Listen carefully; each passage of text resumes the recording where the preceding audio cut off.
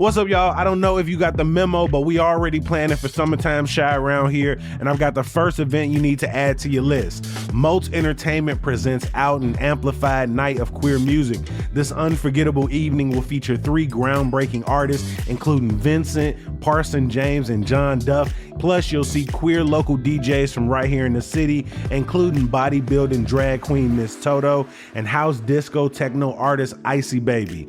Catch Out and Amplified Night of Queer Music at the Riviera Theater on Friday, June 20th. Doors open at 6 and the show starts at 7:30. You can get your tickets at moatsevents.live/tickets.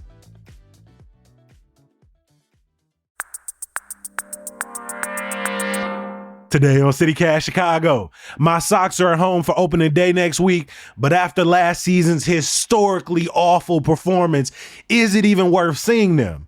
Come to think of it, are any of Chicago's professional teams, Cubs, Bulls, Sky, Hawks, Bears, Stars, Fire, are any of them worth it right now? It's Thursday, March 20th. I'm Jacoby Cochran, and this is what Chicago's talking about.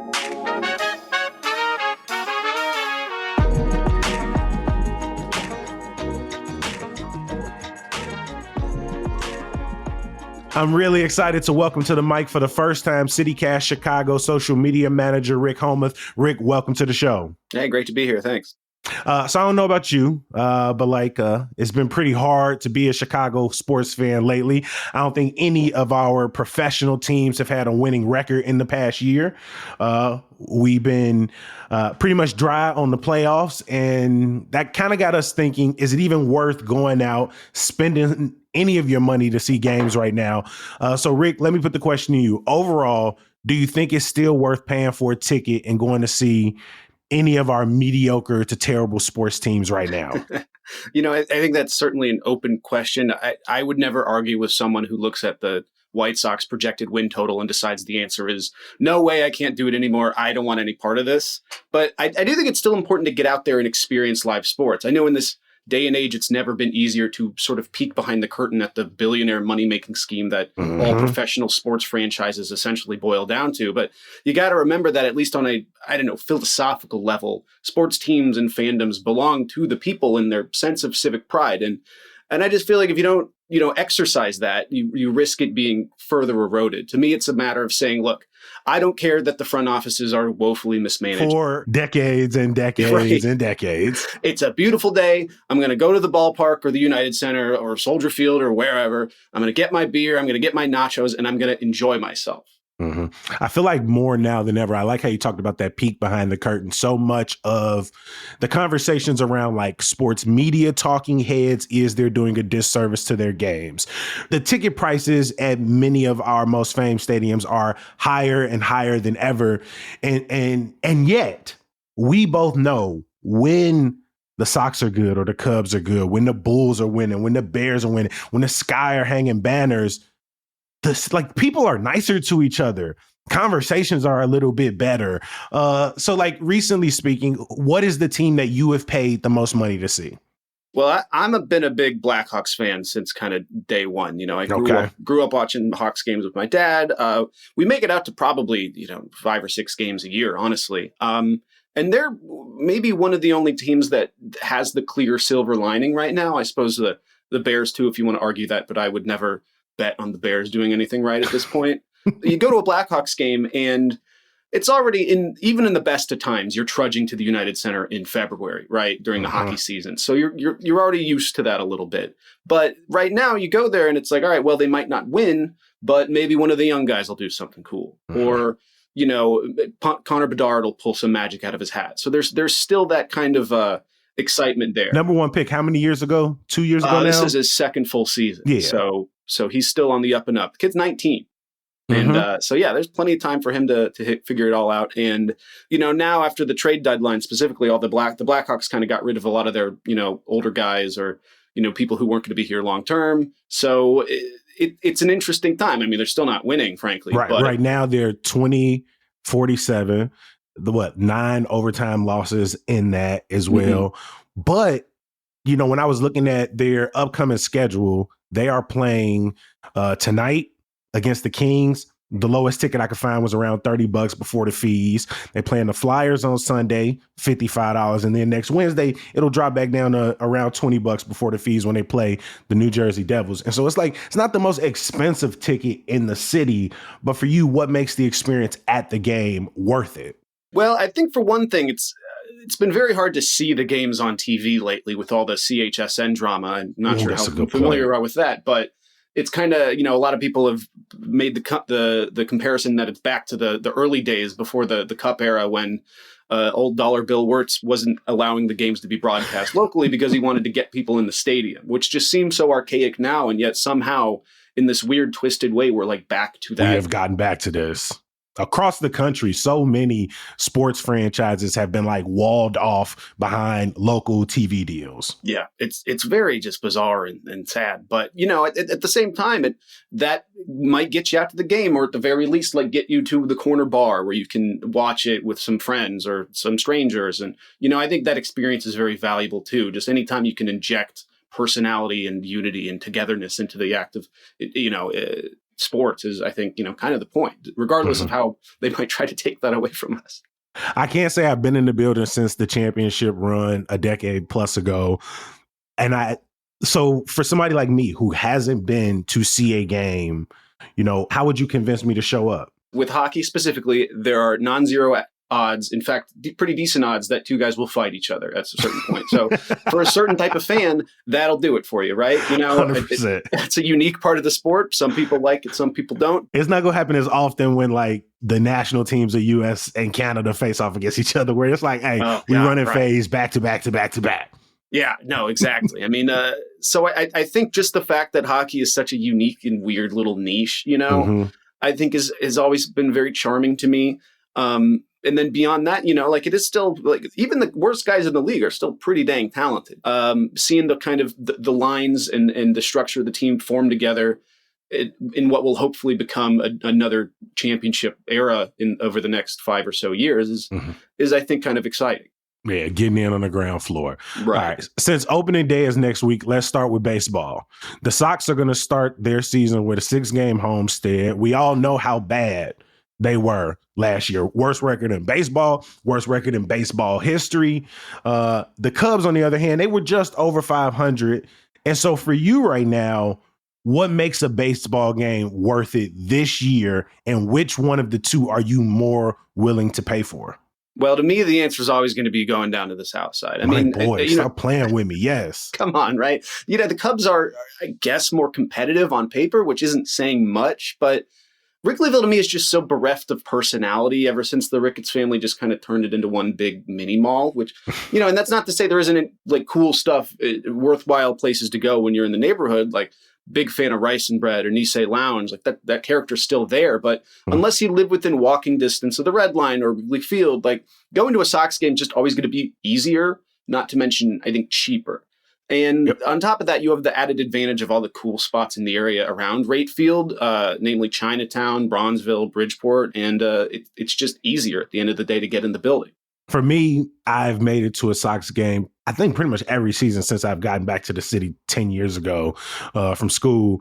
And the Cubs, on the other hand, I have gone pretty much every other season because anytime somebody comes into town, probably 8 out of 10 times, I have a friend from college who's in town. They want to see their team play in Wrigley. And almost every single time I'm like, hey, if you are willing to pay for it, I am willing to go. And so for me, it is not the one that I am more willing to pay for, but I almost never reject a free ticket to go see Wrigley, to go see the statues. Absolutely. But people who've been listening to this, whether it's for 1 year or 4 years, know that even if the Sox are losing, I'm in the building because we talk about these 6 games. You are going to find tickets below $40, $30. I think their giveaways are some of the best. I'm thinking they giving out 125th anniversary plush blanket on March 27th to the first 20,000 people who come into the ballpark. The Cubs, they do have their giveaways. It's usually out to like 10,000 people unless they're giving out magnets. They don't need to give out anything good.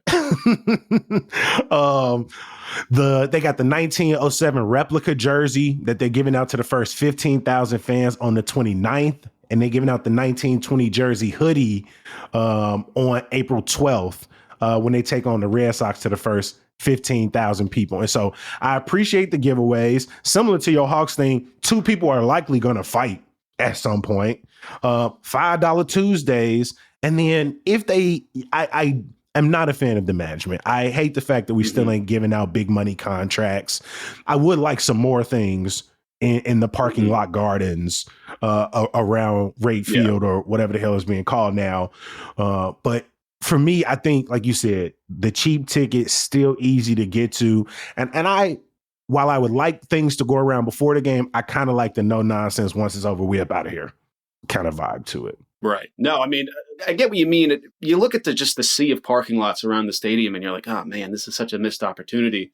But then again, like to me, I often think the Ricketts alternative is much worse because it's just so goofy and it feels like this little slice of Schaumburg right downtown in what should be one of the most charming environments to see baseball. And so I don't know, like I feel that the kind of projected designs for the new Sox Park. There's no midpoint. There's no middle point. Yeah, right. Though we are probably some time out from a potential new stadium showdown, they've already sort of put it on the table that they want to move to the 78, for example. Do you think them moving would absolutely erode the experience? I don't think you can say with any absolute certainty. I looked at some of the mock-ups and it does look pretty cool, having it closer to downtown. I like the density. I like using that space for some purpose other than parking lots. I think it would be good for the city. And frankly, the White Sox, they could do to divorce themselves a little bit from the history. I know like all the 125th anniversary stuff is great, but they're really just resting on their laurels hard. And eventually it's got to be like, all right, well, let's turn the page here. And you got to give me something to get excited about that didn't happen, 20 years ago or 120 years ago.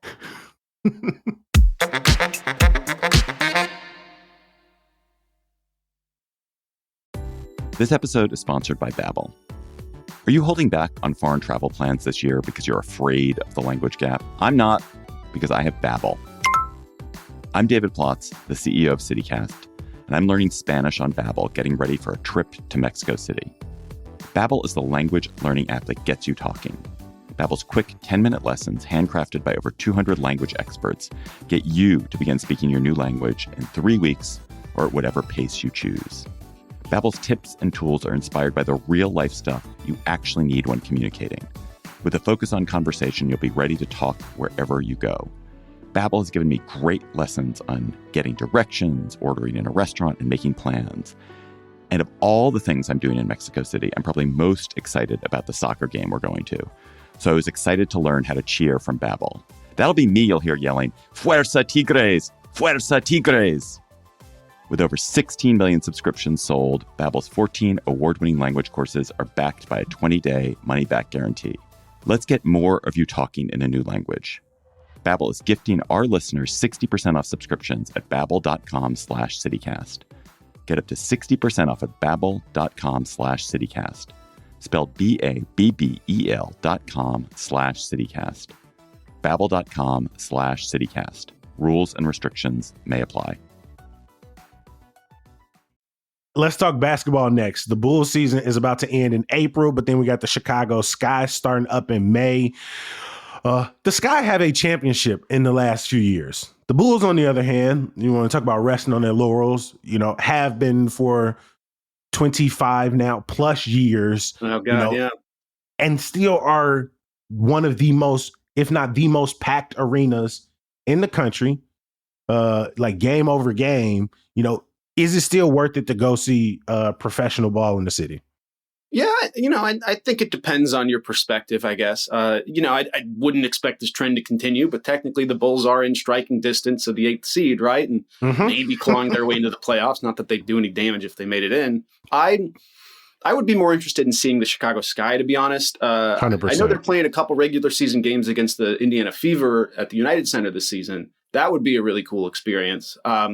I think it's an interesting dynamic right now in the WNBA where over the past few years, there's been this surge of interest. And at times it has seemed kind of like, I don't know, manufactured or fake. But now that's sort of given way to fans who are really diehard about the WNBA. And it's not just about supporting them at all costs. It's about, we got to crush Caitlin Clark. We have to defend Angel Reese at all costs. This is Chicago. Like, we take pride in that now. And so I think the kind of edge that it's developed is really cool and seems very authentic. And to be a part of that experience is just, it sounds very exciting. So I think that should get anybody up for the experience.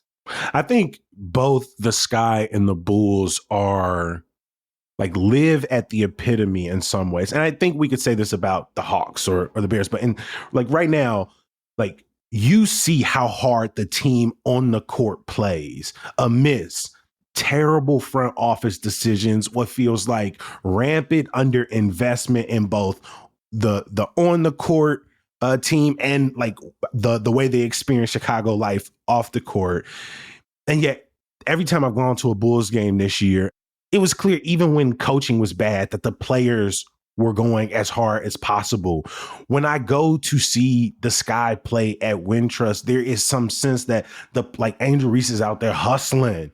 Kennedy Carter isn't likely to be back this year. But last year you saw the team hustling in spite of what felt like them not always being supported and getting the right support from front office as they deal with the growing harassment that came alongside the growing number of spectators on the game. And even now this season, we had the 3rd round pick and we traded it for an all-star, a gold medalist, a WNBA champion, Ariel Atkins. And it's one of those things that, again, well, I'm excited to see them play. And yet I'm also like, man, I wonder what that pick could have been for the future. And so I feel like with both teams, it feels like that 2 steps forward, 1 step back kind of feel. And yet the Sky, I think they need the city to turn out. They need us to like support in a way that offsets the amount of BS that is going to be thrown their way continuously. I want to see more Angel Reese, Camilla jerseys around the city. Because I actually don't think they are that far off from getting back into the playoff, into the contending position, bringing the point guard and Vandersloot back this year. I think whether we talking about the Sky or Wintrust or even some potentially meaningless playoff games at the UC, I agree. If you got it, I think both of these teams is they got the effort at least, which is worth your ticket, even though the politics around both are beyond frustrating. Yeah, it gives you something to kind of cheer for, too. One thing that I'll always respect about Angel Reese and a lot of WNBA players at large is how kind of vocal they are about different causes and justice, things to that end. And, just the other day I was reading about Angel Reese, still talking about how underpaid WNBA players are, certainly relative to the multi-million-dollar contracts that NBA players have. So, that dynamic as well is, I think, very interesting and just kind of lends to the drama, regardless of the court performance. But also, there's certainly that window for them to seize the hearts and minds of Chicago compared to the other teams just kind of wallowing and languishing. So it'd be great if they could seize that, All right. We talked about the Bears Stadium drama a little earlier this week, but they still going to be at Soldier Field in the fall in the near future. Like every summer over the past couple of years, I dabble in the optimism of winning the off season. I don't live too far from the stadium now, closest I've ever lived in my life. And so last year I got to a couple of games. You said earlier that betting on the Bears is not something you are willing to do. Explain why, and is it worth pulling up to see a game next year with some of the optimism that has anchored this offseason? Well, I will be honest. I'm the wrong guy to ask when it comes to the Bears because they are, frankly, the team in Chicago I could care least about. And if you ask me, they can't move to Arlington Heights sooner. Good riddance. Don't let the door hit you on the way out. I'm tired of all this just nonsense. And they play 8 games at home and they try and, dictate policy down on the lakefront. I just don't buy that, right? I think, frankly, with the way people in the city feel about the Bears, I don't think they need my help moving those tickets, right? No matter what happens. So, good luck to them, I guess. I am not likely to follow the team out to Arlington Heights, as I said earlier in the season. And I got to be honest again, I did not pay for the last few Bears games that I went to. And so again, when the ticket is $0, hey, shout out to my boy Darius. He took care of me this season to go see the Lions and didn't charge me nearly as much to go see the Packers. And so one of the most expensive tickets, because like you said, people are going to consistently show up. They're going to consistently pull up. And again, 40 years of resting on one championship and a very nice Super Bowl shuffle. But I like the point you make about 8 games a season, likely to go up to maybe 9 in the coming years, and yet throws its weight around in the way that is extremely dismissive of the city's finances and the other things we got going on. But do you think, given its like iconic status in this city, they somehow pull off a deep playoff run before hightailing it out to the suburbs? Does that have any impact? Does it even the championship in the most pie in the sky world? Does that change any of your feelings on this? You know, I if it were up to me, the Bears would win every year, right? Give the baby their bottle, as far as I'm concerned. You know, but I think it's just football to me is always felt the most antisocial of the pro sports, right? Compared to, say, a game at the United Center or at one of the baseball stadiums. These are historically more of an urban environment, right? It's a city thing. You know, you'd get done with work, you'd go catch a hockey game or a baseball game or a basketball game, right? Whereas football, it's become this all-day event. You know, you go out and tailgate, you put your jersey on. It's just, it's so much of this larger spectacle rather than this kind of run-of-the-mill pastime, the way, you know, baseball, basketball, and hockey are. You know, baseball to me is very charming because it has this kind of older sensibility, right? The pace of it's very slower, right? Like, baseball is like reading a book, whereas, you know, watching NFL Red Zone is like your split screen TikToks on your iPad. You know, it's just mental junk food, right?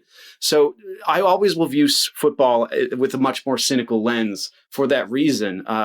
You know, there's way fewer games, right? Because it's just frankly deleterious on the body to play any more than how they do, right? Sure. So there's just it's cold as hell outside. I've been to a -15 game out there again. I did not pay for, because I would never pay for such torture. Respect. But for the free, I'm willing to do a few things. Not to mention the military-industrial complex using football over the last 2 decades as like the site of propaganda 101.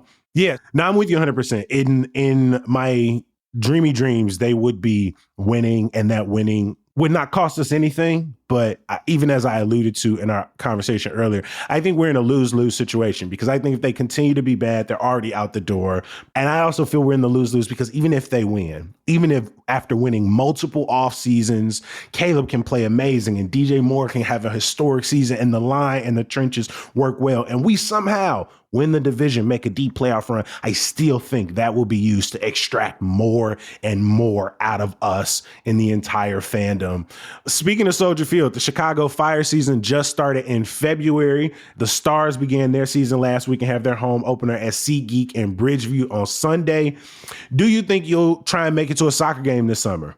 Oh, absolutely. You know, I think weirdly, one of the best things the Stars have going for them is their location, to be honest. It's a little out of the way, but you can get a ticket for like $30 and could really make a day of it by spending some time kicking around the forest preserves around Palos Heights, or getting some Polish or Palestinian food off Harlem Avenue in Bridgeview and then catching a game.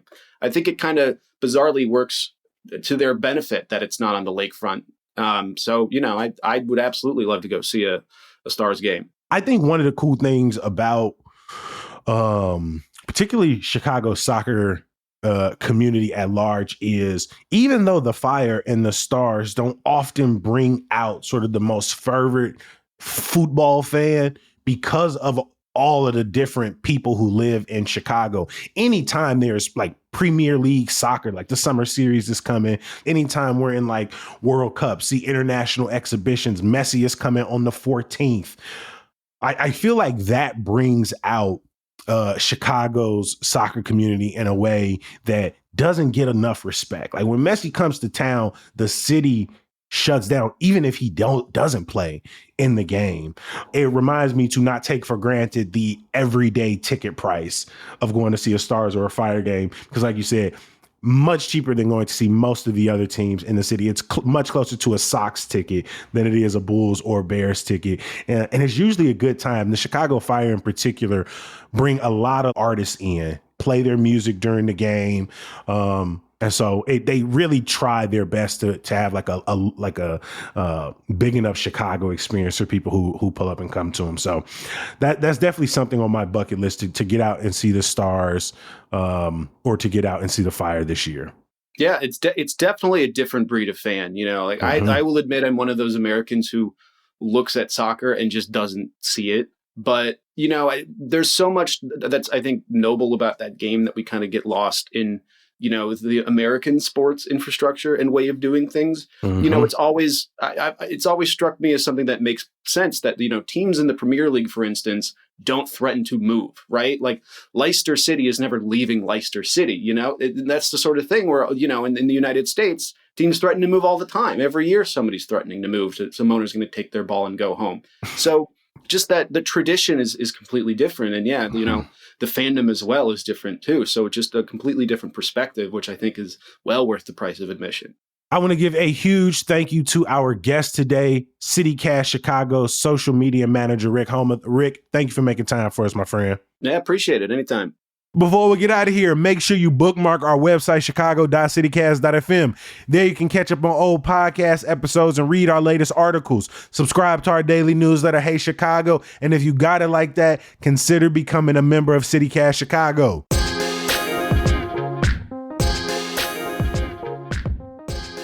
Something you're going to only get at the end of every podcast episode.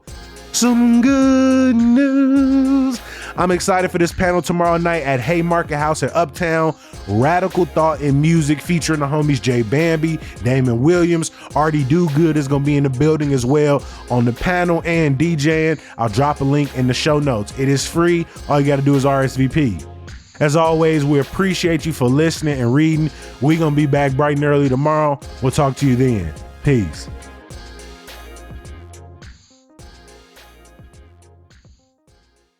Am I pronouncing the last name correctly? Yeah, that'll work. Okay. No, that is correct. I mean, I was like, that is how students answer when I am not saying it correctly. No, I don't know how it's pronounced. So, you know, that's what we say.